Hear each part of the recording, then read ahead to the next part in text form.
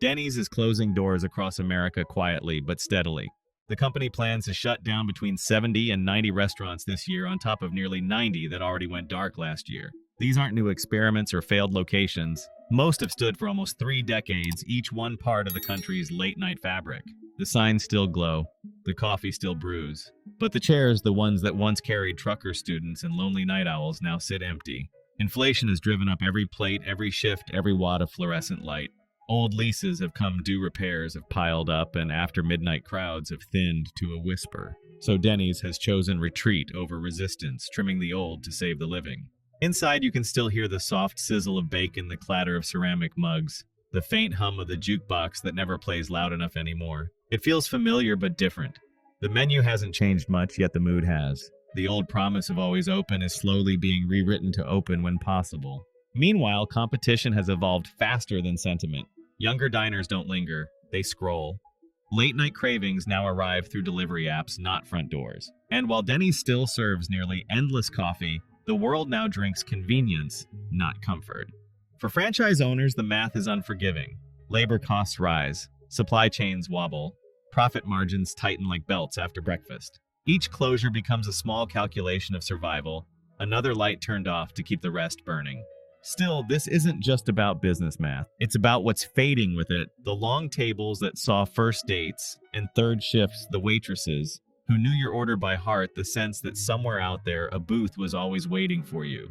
However, comfort has a price, and even comfort can close its doors. Across town, another blue-roofed icon is feeling the same dawn coming. The trouble at IHOP isn't hidden. It's written across its own breakfast tables. Several franchisees have already filed for bankruptcy this year, burdened by unpaid sales taxes and leftover pandemic debt. Some locations in the Midwest and South have shut their doors quietly, while others now operate on shorter hours to cut labor costs. The company's parent Dine Brands refinanced nearly $1 billion in loans this summer, just to keep its 2 major banners IHOP and Applebee's afloat. At a branch off Interstate 70, a familiar customer named Bill has watched it all happen. He's been eating here since the late 90s. Same booth, same order, black coffee with the harvest grain pancakes. But even he notices what corporate press releases don't say. Used to be 3 waitresses per aisle, he says, stirring his coffee. Now it's just 1, and she runs the register too. The restaurant still smells like syrup and butter, but the sound has changed. The chatter that once filled every booth has thinned into scattered conversations and the metallic scrape of one spatula against an empty grill. Over time, regulars like Bill realized the place wasn't dying from neglect. It was being slowly starved by rising costs and shrinking margins. Across the country, IHOP's business model has turned fragile. Franchisees who own about 90% of its restaurants are struggling to pay lease obligations and state taxes. Even then, corporate expects modernization touchscreen menus, smaller floor plans, delivery counters. Some operators simply couldn't keep up. A few locations never reopened after the pandemic, and others have quietly changed ownership twice in as many years. By contrast, new competitors have adapted faster. Fast casual breakfast chains and drive-through coffee brands now capture younger consumers who used to fill IHOP's morning rush. The cultural shift is subtle, but decisive people still crave pancakes, just not the dining room that comes with them. Inside, the manager balances invoices next to a stack of laminated menus. The margins are thin enough that every refill of cream feels accounted for. When asked about the future, he shrugs. The franchise's latest restructuring buys time, he says, but not certainty. The menu looks unchanged. The portions are slightly smaller. The wait is slightly longer. Nothing dramatic, just a slow recalibration of what survival looks like. IHOP's brand was built on permanence, the same blue roof, the same plate, the same comfort every morning. But permanence costs money, and the economy no longer eats slowly. From his booth, Bill finishes his coffee and watches the staff close off half the dining room before noon. The blue roof still shines, but beneath it, the math no longer works. Compared with IHOP's tax-burdened franchises, Applebee's problems are broader and colder. Where IHOP struggles at the surface, Applebee's bleeds from the core. This is what happens when growth outpaces gravity. By the numbers, the chain's parent company, Dine Brands, has lost nearly 70% of its market value in the past year. Debt stands at roughly $1.5 billion. Last summer's $925 million refinancing package was meant to buy time, not salvation. Same-store traffic has fallen in the low single digits for 6 consecutive quarters, and average check size barely offsets inflation. On paper, the balance sheet still holds. In practice, the margin for error is gone. In theory, Applebee's should have survived. Its model, mid-priced comfort in a family setting, once owned the suburban evening. But after 2 decades of aggressive franchising and debt-driven expansion, its map filled faster than its tables. Market saturation turned from strength to liability, too many restaurants chasing the same neighborhood that no longer exists. In practice, the brand's identity has eroded under the weight of its own scale. The neighborhood grill that promised belonging became an interchangeable box between a Walmart and a pharmacy. The menu hasn't changed much, but consumer behavior has. Families who once lingered now prefer fast casual or delivery-first chains that trade service for speed. Applebee's invested in digital menus and loyalty apps, but technology can't replace culture. Analysts describe it as a liquidity trap disguised as a restaurant. Every dollar of refinancing delays another reckoning interest replaces innovation. Franchisees under pressure are selling back to corporate, shrinking the footprint to survive. The cycle is efficient on spreadsheets, but hollow in spirit. On paper, the chain remains one of America's largest casual dining brands. In reality, it's an empire of leases, not loyalty. Debt can sustain structure. It cannot restore appetite. What's happening to Applebee's isn't a scandal, it's a case study. When consumption softens and capital stays expensive, even a household name becomes a financial instrument first, a restaurant second. The numbers still add up, but the meaning no longer does. The sign still reads, "Welcome to the neighborhood grill." But the neighborhood moved on, and maybe in that silence we learned something larger, that comfort built on credit was never built to last. What happens when a meal that once symbolized comfort begins to cost more than comfort itself? At Olive Garden, that question is no longer abstract, it's measurable. The chain's parent company, Darden Restaurants, reported operating costs rising nearly 9% this year, with commodity and labor expenses leading the surge. Its latest quarterly revenue, about $1.3 billion, still beat expectations, but profit margins slipped as menu prices failed to keep up with inflation. Nearly 40% of locations are now testing smaller portion sizes to control waste and cost, and delivery sales account for roughly 1/3 of total orders. The math still works, but barely. For decades, Olive Garden stood as a symbol of attainable, indulgent soup, salad, and breadsticks that didn't ask you to check your wallet at the door.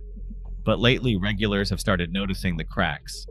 The refill baskets feel lighter, the entrees slightly smaller, and when the check comes, the table goes quiet for a second longer than before. Customer feedback captures that tension perfectly. Still the friendliest place in town, one woman wrote after a recent visit, but everything's just a little tighter now. Another added, "It's good, but it used to feel generous." That word generous shows up again and again. It's what Olive Garden once sold as much as its pasta, the feeling that abundance was affordable. In this climate, warmth itself has become an expense. Rising food and wage costs have forced the chain to streamline service, optimize menus, and re-engineer its value image. On paper, these are strategic responses. In practice, they alter the rhythm of dining. Fewer lingering conversations, quicker table turnovers, tighter smiles.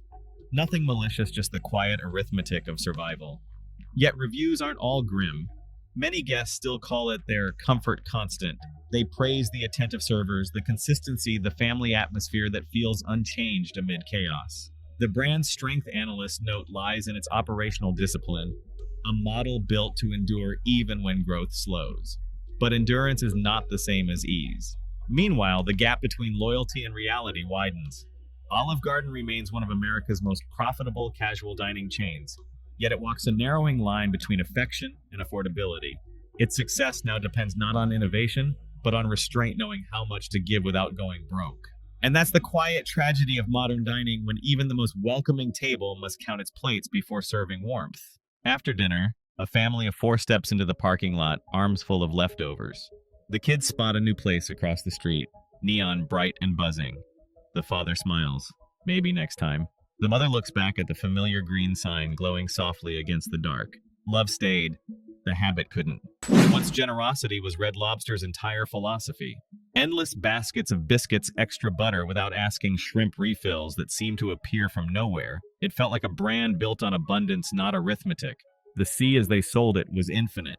And for decades, that illusion worked beautifully. Back then, the endless idea wasn't just a marketing gimmick. It was a promise that middle-class America could taste luxury without gilt steak and lobster tails, white napkins and candlelit booths priced just low enough to feel fair.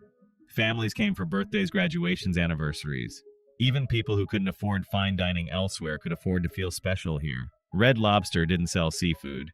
It sold the experience of being treated well. But as costs rose, that generosity turned against itself. The ultimate endless shrimp promotion, once a lighthearted crowd pleaser, became a financial sinkhole. In the year 2024, the chain reported an estimated $11 million quarterly loss tied directly to that campaign. The math was simple and brutal: soaring shrimp prices, shrinking margins, and guests who ate more than the model could sustain. What was once a symbol of abundance became an open tab the company couldn't close. In reality, the losses didn't stop there. Thai Union, the seafood conglomerate that owned a major stake in Red Lobster, absorbed a $530 million impairment before walking away entirely. By May of 2024, Red Lobster filed for Chapter 11 bankruptcy protection, closing more than 100 locations nationwide by mid-2025. Its once sprawling empire of roughly 700 restaurants shrank fast as creditors and landlords negotiated new leases. The brand's former generosity now existed only in press releases and memory. At present, Red Lobster survives technically. New owners are attempting to simplify menus, stabilize pricing, and replace endless promotions with measured, sustainable offers. The dining rooms remain bright, the biscuits still warm, but something deeper has changed. What used to feel like open-armed hospitality now feels like calculated caution. Servers mention refills less often. Guests sense it too, the quiet trimming of a spirit that once defined the place. Analysts call it a case study in over-generosity under modern capitalism. Abundance, they say, doesn't age well in an economy built on scarcity. Red Lobster's greatest strength, its promise that everyone could have a taste of plenty, simply couldn't survive the arithmetic of 2025. The ocean is still there, vast and shimmering, but the tide of generosity has gone out, and this time it's not coming back. Number 6, Buffalo Wild Wings. "It used to be electric, now it just feels loud," said Mark, a longtime customer who's been coming to Buffalo Wild Wings since his college days. By the numbers, the brand still looks strong. It operates roughly 1,200 locations across the United States, owned by Inspire Brands, the same parent company behind Arby's, Sonic, and Dunkin'. Average check prices have risen about 25% since 2019, while customer traffic has slipped by mid-single digits. Franchise growth has slowed, promotions have tightened, and even happy hour menus are being reevaluated. The business remains profitable, but the energy that once powered it has clearly dimmed. At first, Buffalo Wild Wings was built on adrenaline. The televisions, the wings, the noise, it all worked in sync. It was the restaurant version of a sports stadium where beer met belonging and excitement was served by the basket. That model exploded in the early 2000s, spreading through college towns and suburbs alike. Over time, the success became a trap. As locations multiplied, the atmosphere that once felt spontaneous turned manufactured. Every wall screen, every menu update, every sauce promotion pushed harder to keep the rush alive. But energy doesn't scale, it exhausts. Prices climbed, crowds thinned, and a generation that once came for games began to stay home with streaming apps instead. In truth, the company tried to adapt. They tested simplified menus, delivery integration, and even digital sports betting partnerships. Yet the core experience, the sensory overload, the spectacle, became harder to sell in a culture craving calm. The more Buffalo Wild Wings tried to shout, the less people wanted to listen. Analysts now describe the chain as a matured brand in an overstimulated market. One marketing executive put it bluntly: "They monetized adrenaline until customers needed quiet. That fatigue isn't failure. It's a symptom of how modern dining shifted from communal energy to personal control, from cheering at a table to scrolling alone." Mark still stops by once in a while out of habit. He watches the screens flash, the waiters move faster, and the music fight to fill empty space. It's still Buffalo Wild Wings, just older, louder, and tired. The noise built an empire. The silence might be its only way to survive. We want it to be bigger than McDonald's. And for a while, we were said a former Subway executive who once oversaw franchise expansion across the Midwest. His tone wasn't proud. It was exhausted. At its peak, Subway operated roughly 44,000 restaurants worldwide, more than any other food chain on earth. From New York to Nairobi, from small-town gas stations to downtown malls, the brand's green and yellow logo became a symbol of relentless reach. But as growth spread, cracks began to show. The plan to open everywhere became a trap that ate itself from the inside. Each new location competed with another. By 2015 in the United States alone, many franchises were less than 2 miles apart. Margins thinned, rents rose, and franchisees found themselves cannibalizing one another's sales. You can't survive when your competition wears the same logo, one former owner said after closing her store in Ohio last year. Eventually, the numbers turned brutal. More than 5,000 U.S. stores have closed over the past decade. The global footprint fell below 37,000 by 2025. The brand that once prided itself on accessibility had become overexposed, familiar to the point of fatigue. Even the menu, once praised for freshness, struggled to convince. Eat Fresh became an echo of a promise that no longer felt true. As the walls closed in, the company tried everything: loyalty apps, new bread recipes, redesigned stores. But reputation lagged behind reality. The Jared Fogle scandal still haunted its public image, and food quality perceptions never fully recovered. Meanwhile, newer sandwich concepts, local, artisanal, or fast casual, began pulling in the very audience Subway had created. In 2024 Rourke Capital, the same firm behind Dunkin', Arby's, and Jimmy John's bought Subway in one of the largest quick-service acquisitions of the decade. Analysts framed it as both rescue and reckoning, the end of the chain's founder-led independence and the start of a necessary contraction. The company's new owners began closing weaker locations, consolidating supply lines, and focusing on core urban hubs. The scale still looks impressive on paper, but what's left is smaller, quieter, more cautious. Subway no longer talks about being the biggest. It talks about being stable. A billion sandwiches later, the story feels complete. The empire built on volume finally ran out of space to grow. The world's largest restaurant brand is learning how to be small again. If Subway collapsed from trying to be everywhere, TGI Fridays is fading for staying the same. By the numbers, its story is sobering. The chain's U.S. locations have fallen from around 500 to about 270 by 2025. In Britain, the brand sold off its entire division in 2024 after consecutive years of losses. That same year, the company's parent filed for Chapter 11 bankruptcy protection, weighed down by debt and dwindling sales. Industry traffic has fallen more than 30% since 2018, and what was once a bustling Friday night scene now flickers under half-filled tables and soft, recycled playlists. TGI Fridays was once a pioneer. In the 1980s and 90s, it reinvented American casual dining: upbeat servers, big portions, the sense that celebration didn't need a special occasion. It was young, loud, and confident, a cocktail napkin empire built on optimism. But optimism has a shelf life. Unlike Subway's overexpansion, Fridays stayed still while the market shifted around it. As revenues fell, competitors sprinted ahead: Chili's, Applebee's, and dozens of fast casual newcomers cut menus, rebranded interiors, and leaned into delivery long before Fridays even reacted. Franchisees complained of aging decor, overcomplicated food prep, and menus that no longer spoke to anyone under 40. Rent climbed, wages rose, and Fridays kept hoping the old crowd would return. "We kept waiting for the weekend rush," said one former manager from Texas. "It never came back. We built everything for a kind of Friday that doesn't exist anymore." Meanwhile, cost shredded the middle ground. The same diners who once filled its booths now divide between fast casual convenience and high-end experience dining.